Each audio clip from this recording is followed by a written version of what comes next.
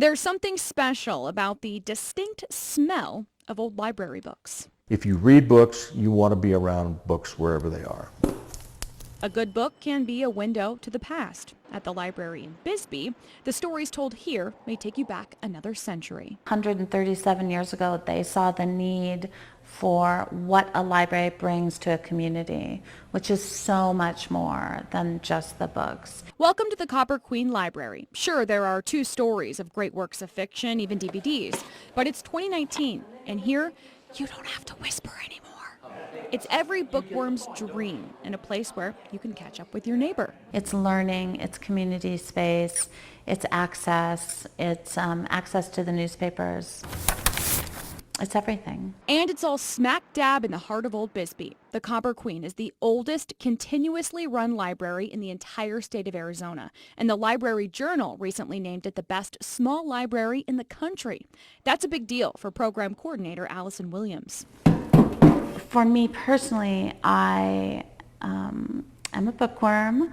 I have read my entire life since I was 2 years old. She's played a huge role in developing the ever-changing programs at the library. Participation has gone up 114%. It's a huge honor to be able to bring it back to this region. I started working on this project in 2014. In the room that holds historic rare books, you can hear new ideas from up-and-coming authors. There are computers and Wi-Fi hotspots for checkout.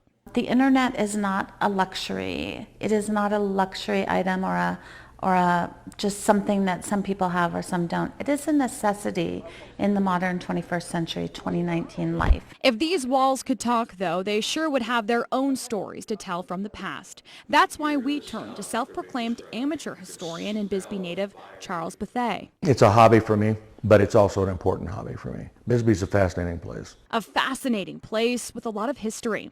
As the story goes, the first collection of library books can be traced back to 1882, shortly after some members of the local mining company witnessed a man hanging. It was kind of a shock, and it offended some of the Bisbee people who were trying to make Bisbee a better place, and they thought that they needed to start taking steps to do that. The library eventually got its own building, and in 1887, in came Reverend J.G. Pritchard, the first paid librarian.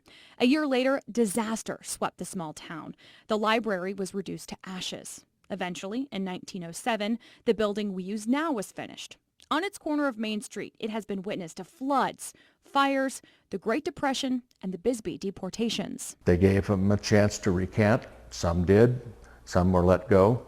But 1,187 of them were loaded into cattle cars and shipped to the New Mexico desert, threatened with their lives. The mining town has had to reinvent itself over the years, but the library is a constant, now with a new accolade on a page of its history. This award is for all of us, for the entire community, for our partners, for our children, from the 6-month-old baby who comes into story hour to the people we teach how to use the public computers.